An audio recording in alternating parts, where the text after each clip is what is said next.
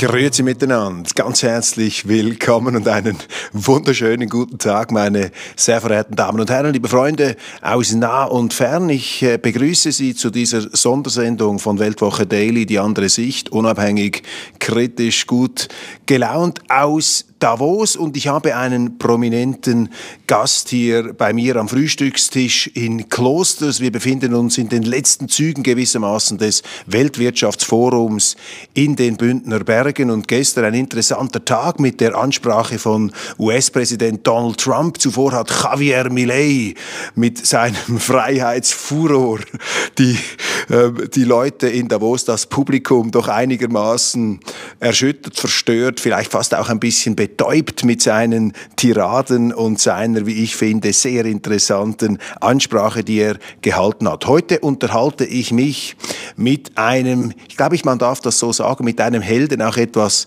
der Weltwoche-Redaktion. Es ist Professor Walter Russell Mead, ein sehr bekannter amerikanischer Publizist und Hochschullehrer. Er ist jetzt, und ich muss aufpassen, dass ich das richtig sage, er ist Professor für Statecraft, für Staatskunst, Alexander Hamilton, Professor für Staatskunst, Statecraft at the University of Florida in Gainesville. Das ist die angesehenste Universität des südlichen Staates, der im Moment ja auch dadurch auffällt, dass Schnee gefallen ist. Sehr interessant, mit übrigens auch guten Lebensbedingungen, fiskalisch gesprochen.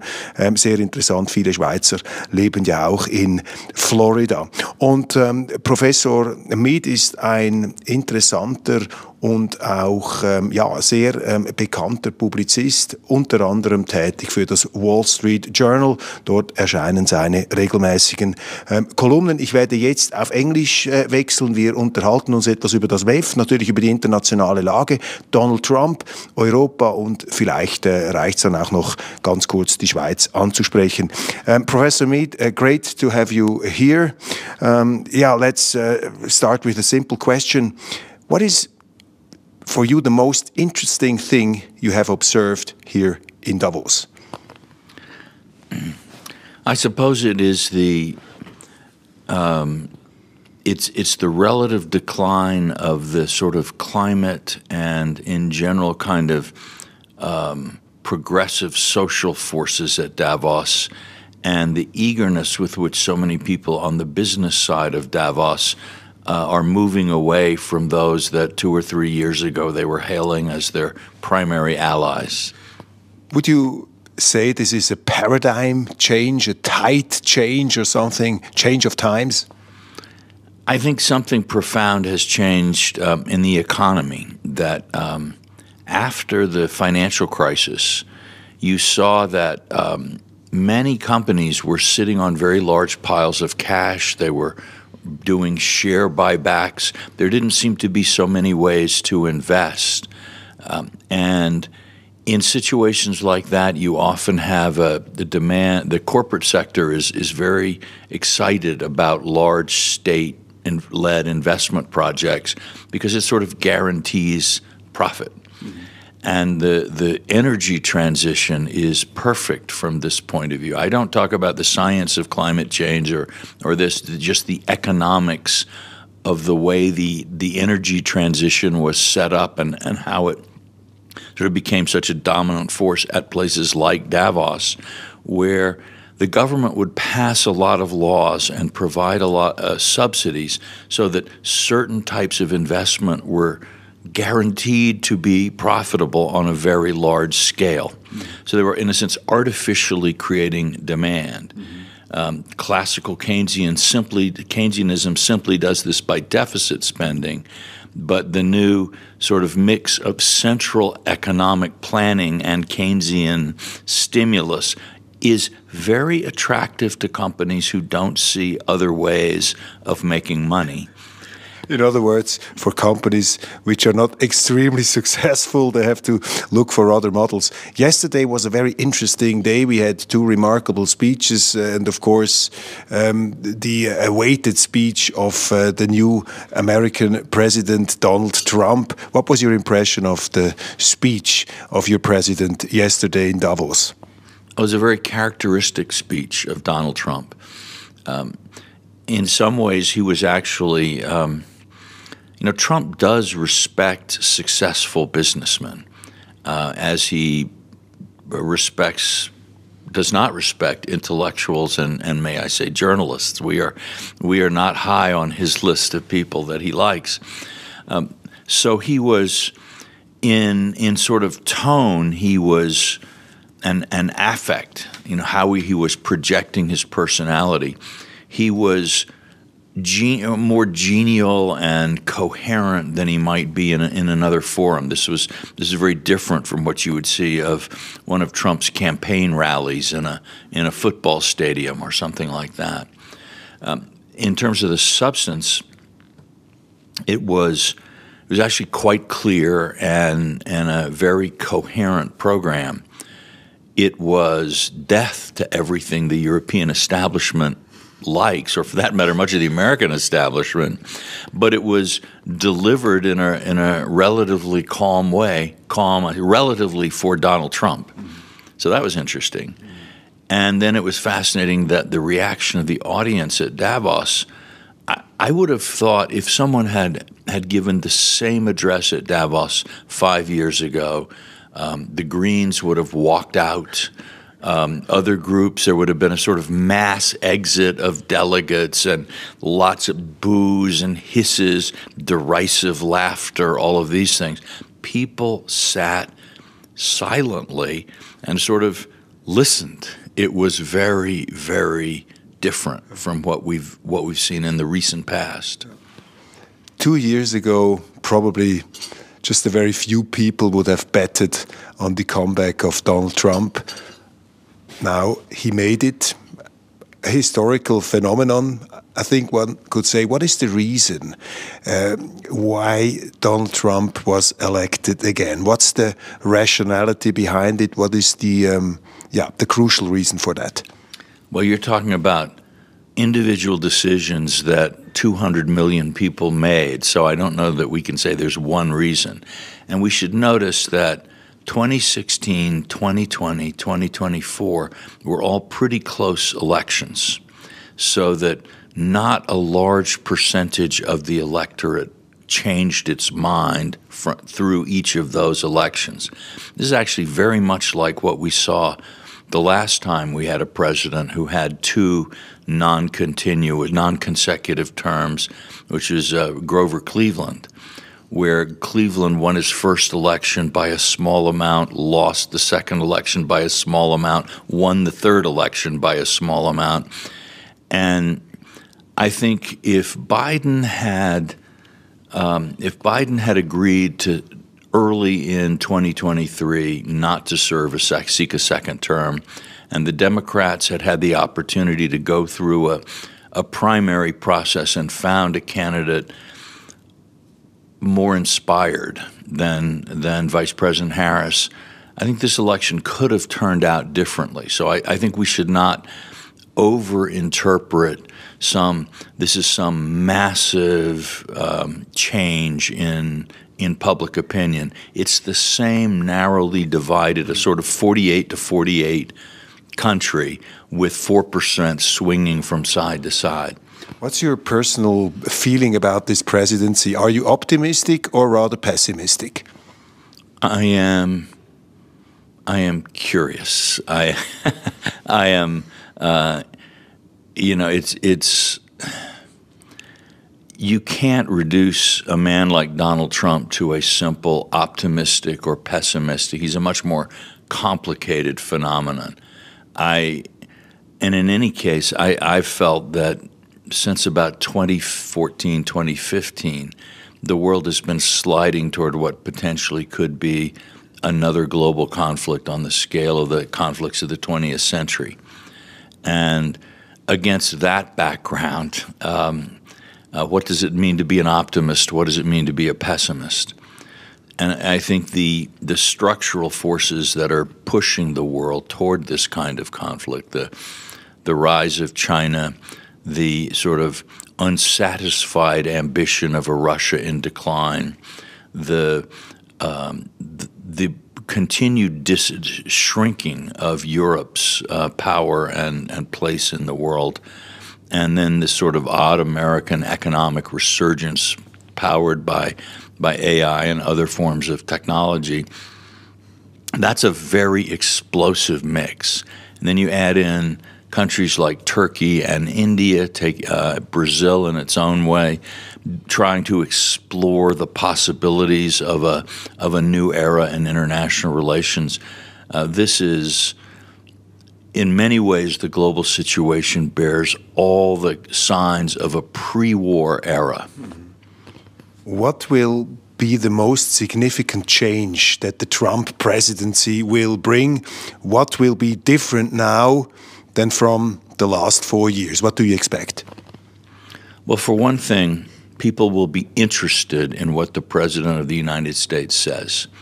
I think President Biden slowly faded through his time in office, and he made too many interventions where he said to Putin, "Don't invade Ukraine." Putin invades Ukraine. Many times he would say to Israel, "Don't bomb X," in Israel, or don't enter X part of Gaza. Israel ignored him. And many other cases of this where he would make edicts that he couldn't or wouldn't enforce. And over time, that erodes the interest with which that people pay to your remarks. Trump, it was clear from his speech at Davos, but clear in so many other ways, everyone on planet Earth is very interested in what Donald Trump says or does or might do. And we'll see, can he, 4 years from now, will we say that Donald Trump still commands the world stage in the way he does today? It'll be very interesting to see. The former American ambassador in Switzerland, Faith Whittlesey, now deceased, unfortunately, she once described to us Donald Trump when nobody knew him as a politician here in Switzerland. She said, well, he's very similar to Ronald Reagan. He has a different rhetoric, but in his common sense approach to politics, he's a kind of new version, postmodernist version of Ronald Reagan. What do you say to that? I think that's, there are elements of that. I find the American president that most captures, most explains or predicts Donald Trump is Andrew Jackson, who was a 19th century American figure, a powerful force in the democratization of American life. People assume that American democracy has always been the thing that it is today, but actually, for 50 years after the Revolution, many states had high property qualifications for voters and things of that kind. States in New England still had established churches. Andrew Jackson sort of was this populist hurricane who swept through early America and really established populist democracy and mass politics in a way that we had never seen before, but which has continued through this day. And both in foreign policy and domestic policy, even down to a hatred of central banking, you can see deep connections between the populism of Andrew Jackson and the populism of Donald Trump. In Europe, especially when you read the German newspapers, they're totally afraid that Trump could abolish democracy. He's a danger to the separation of powers. He has autocratic tendencies, and now he's together with these tech oligarchs. This scares some of the observers here. Are you afraid that this president could somehow expand the power of the presidency in an un-American, undemocratic way? Well, he wants to be a very powerful president.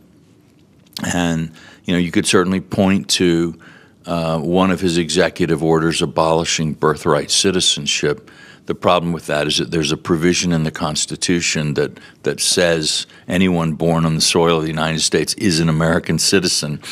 And so if we were actually at the point where a president could issue a decree that annuls a constitutional provision, well, that would be a different kind of president.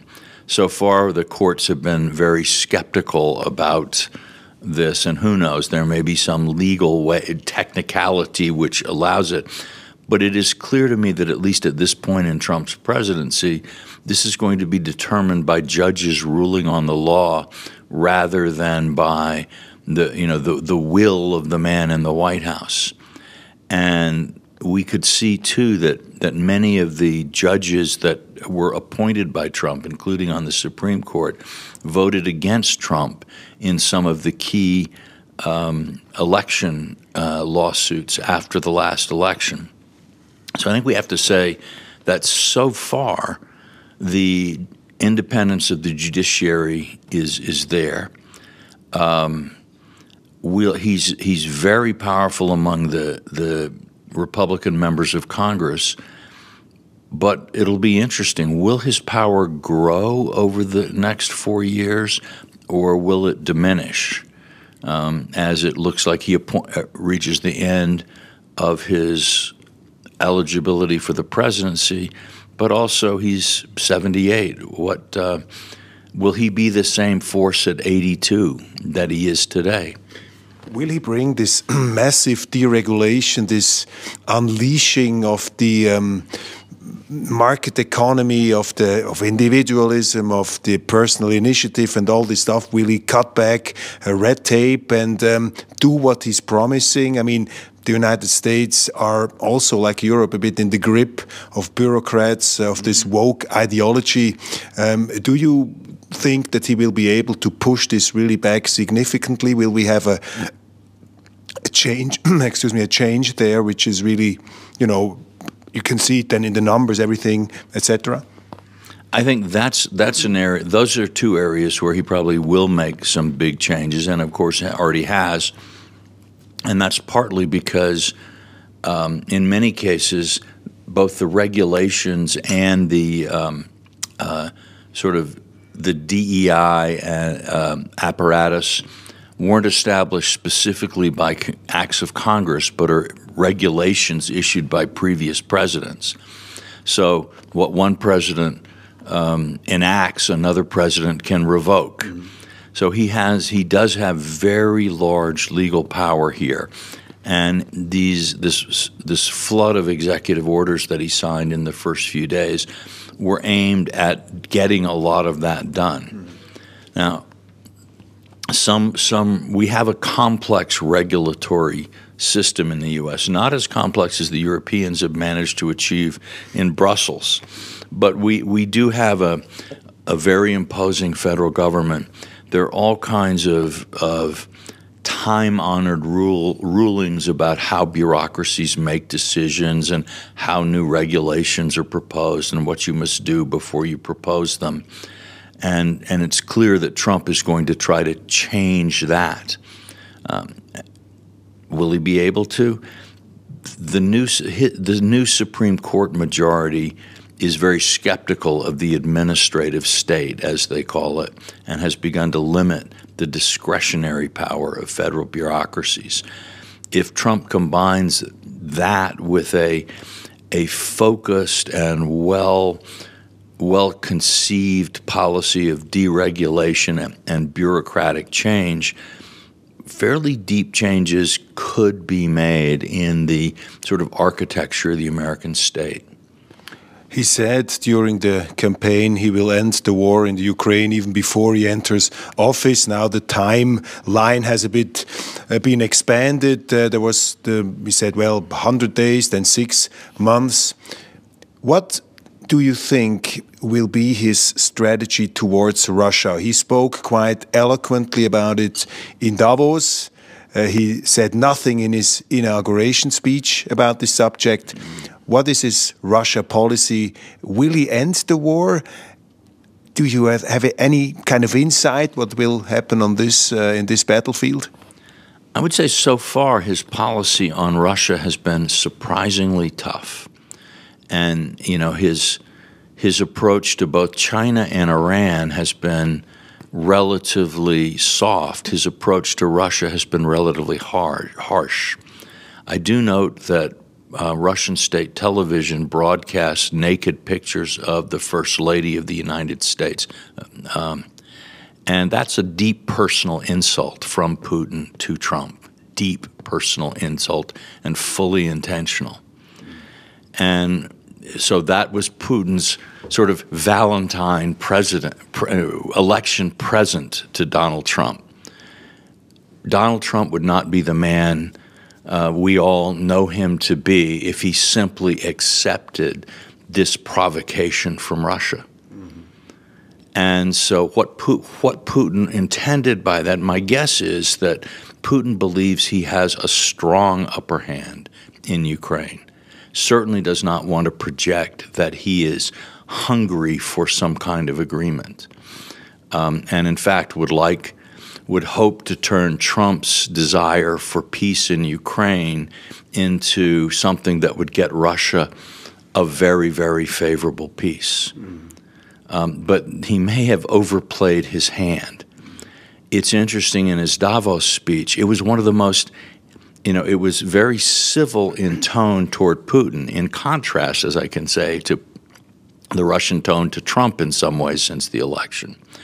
But it was, on substance, he's saying, this war is costing Russia a lot more than you've publicly admitted, Mr. Putin, and your economy is a disaster and a mess, and the only thing holding you up is the price of oil.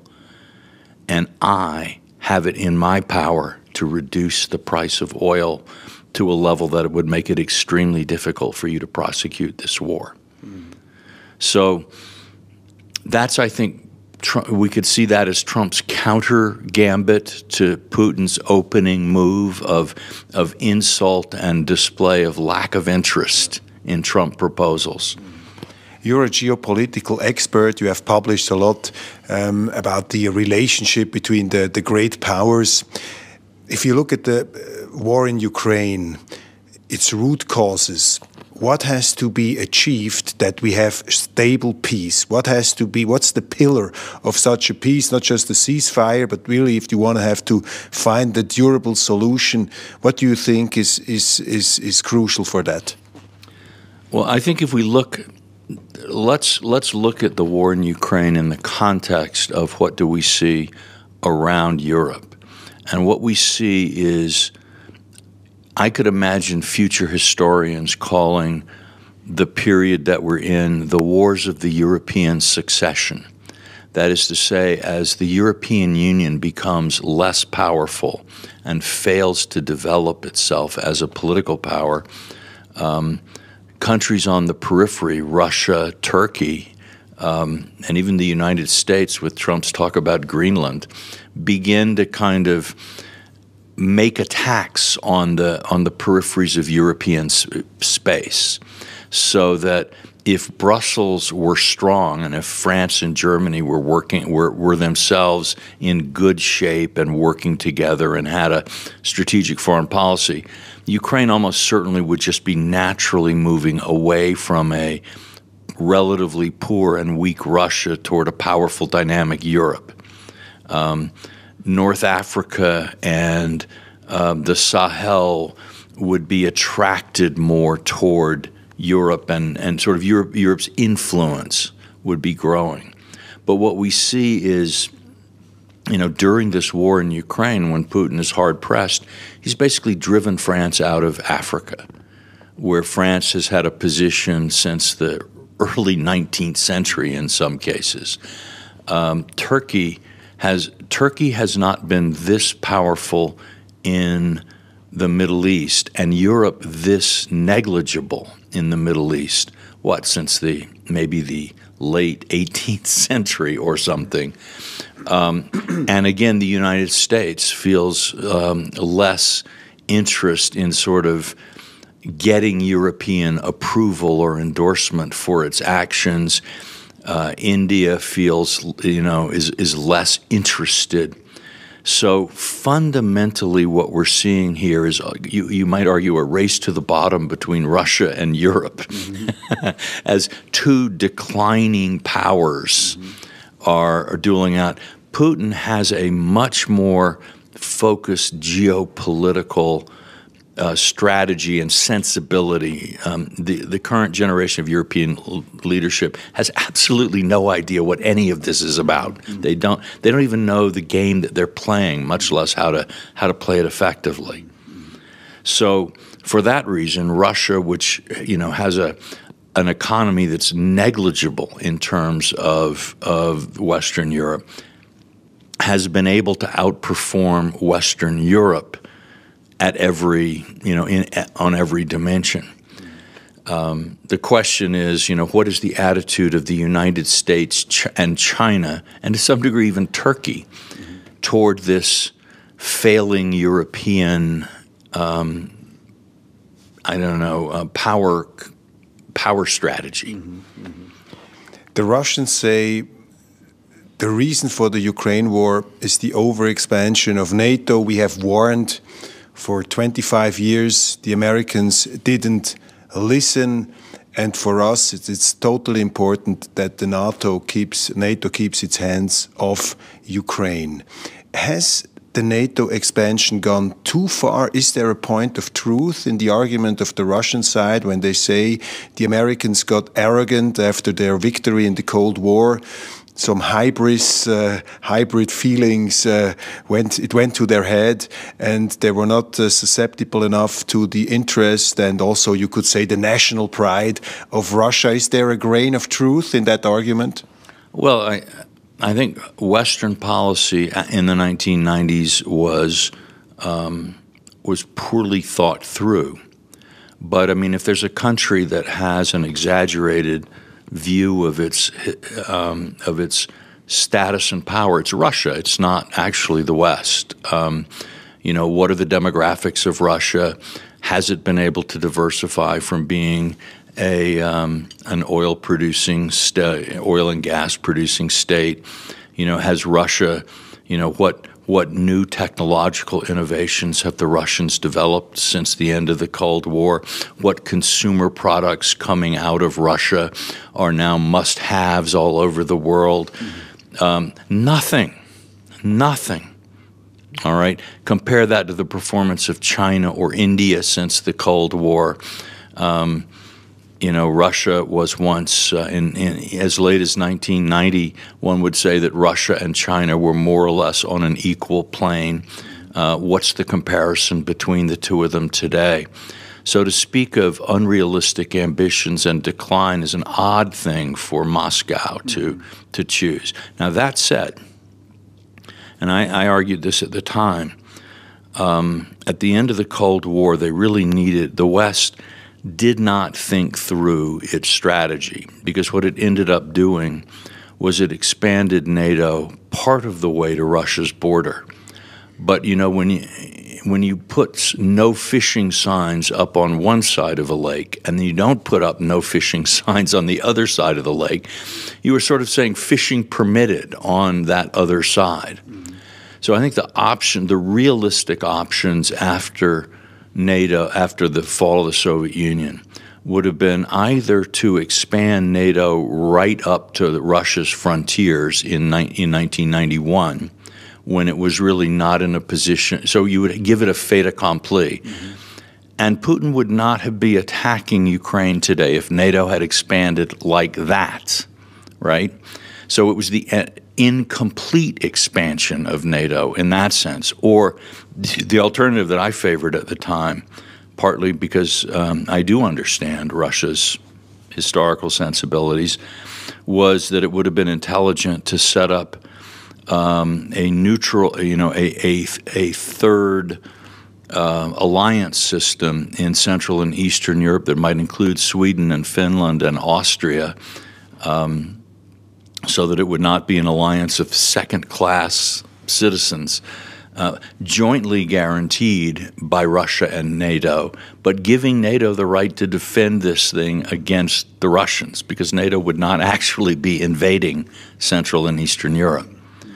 So it seemed to me that of those three possibilities, partial expansion, creation of a different security system for the region, and expansion right up to Russia's borders, we ended up picking the weakest.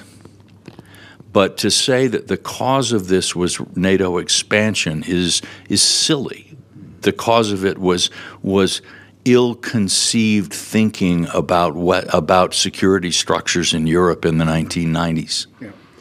We had now a debate after the Russians went into Ukraine. There was this rhetoric also brought forward by the American President Biden. He said, well, we are now in a confrontation between democratic systems and autocratic systems. It was like kind of a new version of the Cold War, one could argue.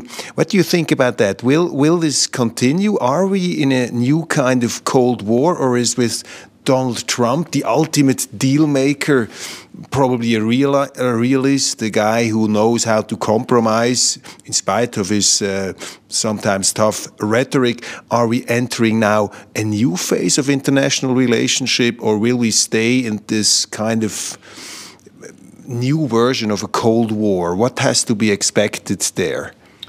Well, I think what we have seen is this rise of what I think of as the axis of revisionist powers, that is to say, China, Russia, Iran, North Korea, and some even lesser states that really want a fundamental change in the world system that includes territorial change, and so. For China, the combination of wanting to forcibly return Taiwan to the mainland, to the PRC, and to achieve a hegemonic position in East Asia. For Russia, obviously Ukraine, Belarus, we note, is looking less like an independent state every day, and I'm sure that it continues to have ambitions in Central Asia. And these and Iran, which until it was thoroughly defeated by Israel in this last year of war, was hoping to establish a hegemony in the Middle East that would allow Iran to become a global power. Those revisionist powers were collaborating, and to some degree still are collaborating, and are elevating their ambitions and perhaps accelerating their timetables. And the West has been incoherent in response, again, to I think a large degree, the power vacuum and the intellectual vacuum that is centered in the city of Brussels, but certainly one sees it in other parts of Europe. That this. So in that sense, there's a rising integrated axis of revisionist, while the sort of status quo powers have been trying to figure it out. Yeah. And so Biden was hoping, I think the essence of Biden's policy was to try to rally Europe, by which he primarily meant Germany, to through the use of, look, I'm going to be so much like you on climate. I'm going to be so much of my rhetoric on all of these wonderful woke issues that you Germans are so in love with is going to be just like yours. And in exchange, I hope you will help me, in this worldwide thing that we Americans are trying to deal with. And I think the response was, well, it's very nice that you're saying all these beautiful climate things. Let's say even more beautiful climate things. But don't talk to us about defense. Schultz will make a nice speech about the Zeitenwende, but we will do nothing serious to implement it. And so that policy of Biden's failed because Europe chose not to respond to his overtures. Mm-hmm. So what comes next? We'll see it with Trump. I think Trump is trying right now to disrupt the axis of revisionists, because their goals for each other are by no means. This is not a very. If the United States were to disappear tomorrow, these countries would start quarreling among themselves quite vigorously. And the last time the Moscow and Beijing formed an alliance, this would have been in 1949, it fell apart within a decade. So there are just too many reasons that make them competitors. So, Trump is highlighting, for example, by his speech in Davos, where he says, look, I want a low price of oil. I want OPEC to reduce the price of oil, and I'm going to increase my production of oil and gas to the maximum. This is driving a wedge, or trying to drive a wedge, between Russia and China. Russia wants a high price of oil. China, with its economy in trouble and being a heavy importer of energy, wants a low price of oil. And so there is a certain incompatibility in their ambitions. And Biden, I think, right now is sending flowers and valentines to China and warnings to Russia. Sorry, Trump is doing this to, sow a little dissension in their ranks. But at the end of the day, one could argue, I mean, the Cold War is behind us, and Russia and China and the United States and Europe, these big civilizations, if you want to call it that way, they are becoming more and more similar in spite of all the differences. It's not like communism against capitalism. Of course, our systems are totally different, but from a Swiss perspective, you think, why can't they just get along? Why just can't they somehow find a compromise and start to build up free trade and the globalized economy again after this absurdity of the COVID years? And somehow we find ourselves in a dark age of confrontation. And probably some people expect from Donald Trump that he could be like the spark of light that could unleash or abolish this tension. Is that a naive perspective from the American geopolitical expert and realist Walter Russell Mead? Well, it's a beautiful Swiss idea that the Swiss have been repeating since, about 1810. And yet somehow the world in 200 years has failed to grasp the beauty and combined with the unique realism of the Swiss perspective. So maybe it will be different now. I can't tell you. But I think the core problem is that as Xi Jinping understands the necessities of China, and he sees strong centralized rule by the Communist Party of China as essential to maintaining Chinese unity, stability, and he deeply believes, I think and sincerely, economic growth. Mm-hmm. And therefore, the way he does not think what you're talking about is a classical liberal perspective in a small L. Xi Jinping is actually a communist in this sense. Mm-hmm. He believes in a state-directed, party-controlled, unified party is the only way for China to survive. That is his belief. And and that means, for example, the distinction between a state-owned company and a private company is not real. It's there are obviously administrative differences and so on, but at the end of the day, an entrepreneur in China must align with the party to the extent the party wants him to, or the business will disappear. On the other hand, if you go along and cooperate, cheap credit, regulatory benefits, well, that kind of system cannot simply be part of an international market-based trading order. That, I think, is the fundamental economic reason why why the world is not about to become Greater Switzerland. Mm-hmm, mm-hmm. Because all the Swiss cantons, for all of their differences, they are agreed on certain things. Mm-hmm. Then the other point is that Taiwan, which is a very sore spot, Taiwan is the Ukraine of China, one might say, in certain ways. But if China, I've spoken to senior Japanese officials who say that if China succeeded in forcing a unification on Taiwan, this would be the end of Japan's ability to exist as an independent, fully independent power.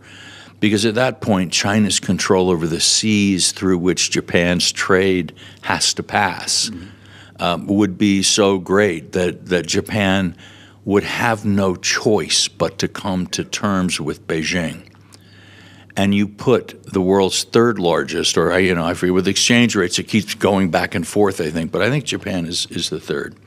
But you put Japan's technology, economy, geographical position, you take it from the pro-Washington basket and you put it into the pro-Beijing basket, and South Korea, too, would have no choice in that situation. This would be a revolution in geopolitics. And to the Chinese, it looks so tantalizingly easy, and it would be popular at home. Highly interesting. One last question to this geopolitical field. I mean, one could talk about it for hours.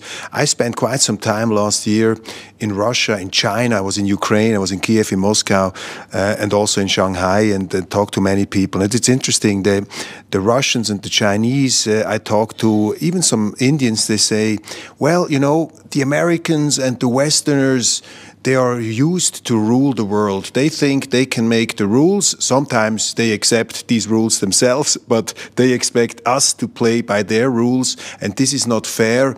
We want to have a multipolar world. We don't want to expand. We don't want to destroy the West. We just want to have our place in the sun, to quote the famous German emperor of the past. What would you argue in a discussion with Chinese and Russians who would argue that way, who were saying, well, you know, the Americans, they're just overextended themselves. They try to put their system into other countries. They attacked Iraq, whatever, call all these countries. We are just defending our interests. We are not an expansionist power, whatever. This is a bit the rhetoric I heard there, and I thought it was quite sincere. It didn't seem like just shallow propaganda. What do you make of this, and how to find probably a common ground again between these great powers? Well, I don't, as I say, I don't think that common ground exists. Because, you know, Russia doesn't see, well, we'll take Ukraine and then we will just stop and everything will be fine. You know, at this point, they would then say, well, now we've got Ukraine, now we're going to move on.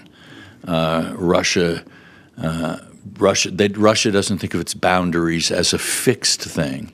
And I believe at Potsdam, Churchill congratulated Stalin on reaching Berlin, and he said rather grumpily, Alexander made it to Paris.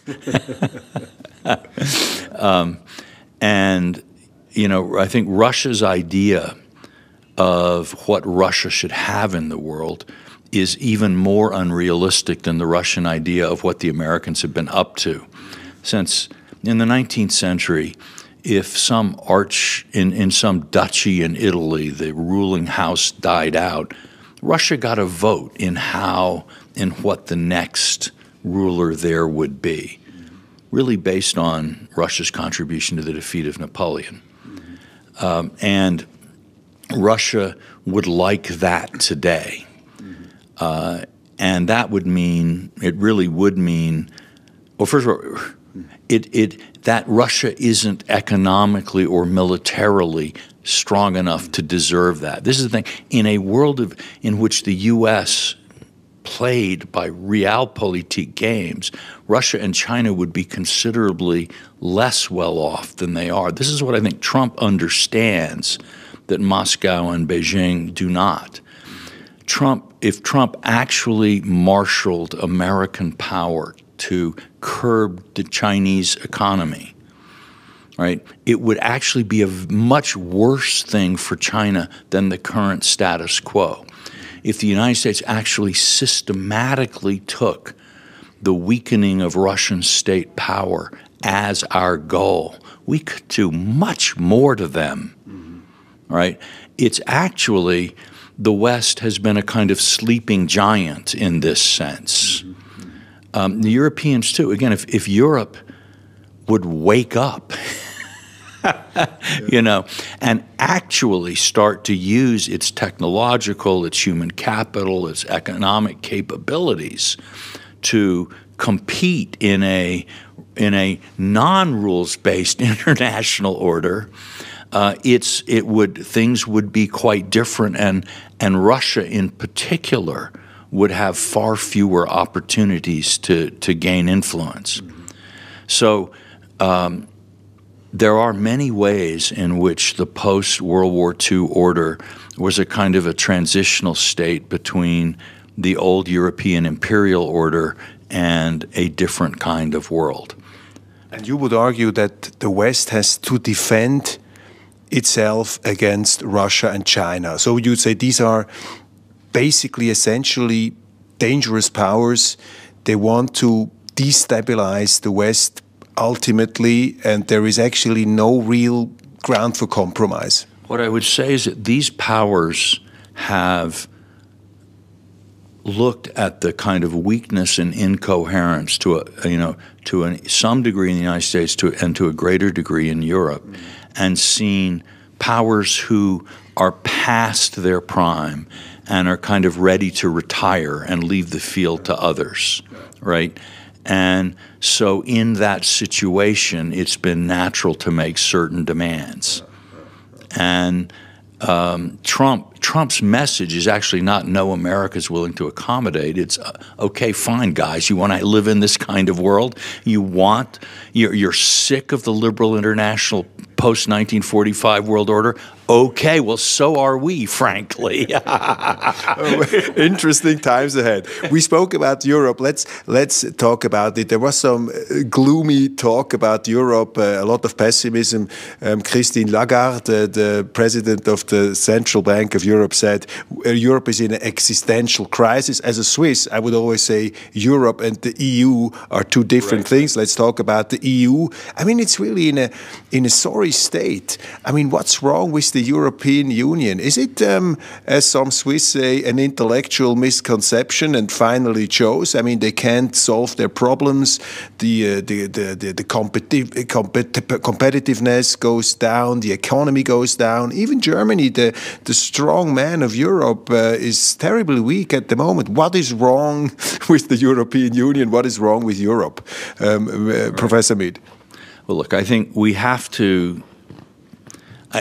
I don't think if we say, the problem is simply the European Union, or are we saying, if we changed Article 3 of the, European Basic Law, everything would be fine? Is there an institutional reform in Brussels that would turn Europe into something else? No, it's clearly not that.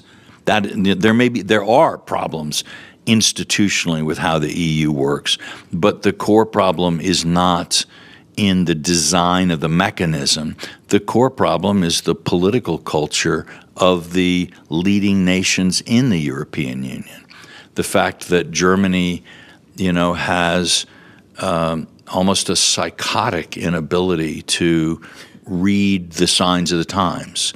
That France is while the French instinctively have a clearer read of world politics than the Germans, the French are repeatedly unable to figure out how to turn that vision into a policy that actually yields the results that one would want. And when France and Germany combine on something, the compromise that they create is so awkward because of the differences in political culture and political vision that it's just ends up not being very effective. So, if the Europeans, and again, it's one thing we blame the politicians, we blame the establishment. No, it's the public that votes for this. And you have a kind of easy consumerist public that just wants to be happy, doesn't want to hear bad news, to some degree living under the American umbrella since World War II. I'm afraid America's been too much like a helicopter parent for Europe. We haven't let the child have adventures and and develop maturity. So now you have a 25-year-old who is kind of completely naive and easily wounded and has not developed the skills. possibly in the 1990s, it was a big mistake for Clinton to get involved in the Balkans. Maybe just say, no, Europe, you gotta solve it or not solve it and deal with it, and we're just not going to do it. That might have forced some kind of political maturity on the European governing classes. But I look at, say, the last time the U.S. let the Europeans draw us into something, it was probably the Libya invasion, when France and Britain were just very strong on this. And it was a complete, there was no vision for what to do. So, I'm not trying to say the United States is infallible and doesn't make mistakes. Every great power makes great mistakes and generally makes them frequently. History is not the story of people with the intelligence of archangels always doing the right, smart, intelligent thing. History is a very different story. It is not given to human beings to be right about everything. So to sort of point the finger, you invaded Iraq, or you did this, this is, yes. Yes, and here's a history book where you can find on every page examples of unwise behavior. History is not a problem that's presented to you on the blackboard in the class and there is a right answer to the equations. It's something very different. We see now change in Europe too, in the European Union. I mean, there's the rise of the right, of populist parties. Donald Trump is a bit, for many of these politicians, a role model. They have good relations with Trump. They're getting quite strong now. The establishment is somehow fading away. It's really fading away somehow. It's melting away, the old establishment. Does it scare you? Do you think this is dangerous for Europe, these right-wing parties? What's your perception from the United States of these developments, of this probably change of the leadership class? One last remark. Viktor Orban said in a podium we organized with Die Weltwoche in Vienna, together with Chancellor Schröder. I asked him this question, and he said, well, we have a leadership crisis in Europe, and now we see a new middle coming up. But these right-wing parties, according to Orban, is the middle ground, the new juste milieu of European politics. What do you make of what do you make out of it? Is it dangerous? Is it good? How do you see it? Well, I don't think I don't think that it's the same thing in every country. I think Hungary has its own very distinct set of problems and opportunities, and Orban's movement is a profoundly Hungarian movement. I don't actually think it has that much relevance in, say, Germany or France. And I don't see Le Pen as the French Orban, or that sort of. I think that's a misconception, and it's one that perhaps Orban shares. And I actually, I think that there are some interesting conservative developments taking place outside of Europe that in terms of the future of the right internationally, I think what's going on both in Argentina and India is actually much more consequential than some of these movements in Europe. But that said, the weakness, public disgust with an obviously failing establishment, and is a common thread in the whole Atlantic world. In general, that is leading to an incoherent, disunited majority on the center right to far right. So that you look at German polls between the Liberal Democrats, the CDU, and the AfD, you're about 60% of the vote. You add up the Reform UK and the Conservative vote in Britain, you have a majority on the right, even though you have a government on the left. You look throughout Europe, and there is a kind of a shift to the right, but it is not it is in most places unable to govern because of differences in different branches of the right. Mm-hmm.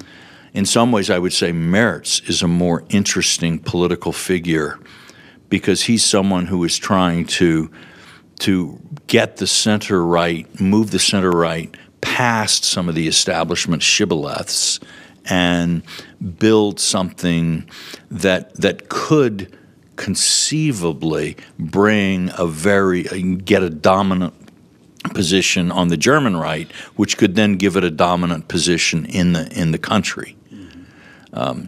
And that strikes me. What one has to see is how, with the proportional representation system being so common in Europe, you can't sort of do what you do in the United States. In the United States, basically, we form coalitions, then we have an election with our two-party system. And in Europe, you have an election and then form coalitions. Mm-hmm. And so the European system magnifies the power of minorities. Mm-hmm. and increases the ability of political polarization to prevent a coherent government forming. Mm-hmm. And so the answer under those conditions has to be either the far right has to assimilate the moderate right, which to some degree maybe has happened in Italy. I don't follow it closely enough to say, or the center right has to become far enough right that it marginalizes people to its right, which I suppose is what someone like Strauss used to do in Bavaria. And it's been in that sense, the failure of the center right to differ from the consensus, Merkelism, I suppose one could say, has. In some ways, that, I think, is part of the problem. Mm-hmm. You are an expert on risk. We have talked about the difficulties of the current world order, conflicts. At the end of our conversation, we have to look at the silver lining at the horizon. What's the good news today? Because there are many people who are quite afraid. They say, well, elderly people say, well, I'm happy. I have the best years behind me. I don't want to be young in today's world. The world is so full of tension, of war. We're probably before a big war between the superpowers. Where's the silver lining? Where's the optimism, the positive news that you can see at the moment? I guess what I'd say, if you look only at sort of politics and human rivalries and so on, it's very difficult to see a silver lining. I have to say, and this may be a piece that's dropped out of too much European and maybe American thinking, is if you try to make sense of the world without the God who created us all, you are not going to get a good picture.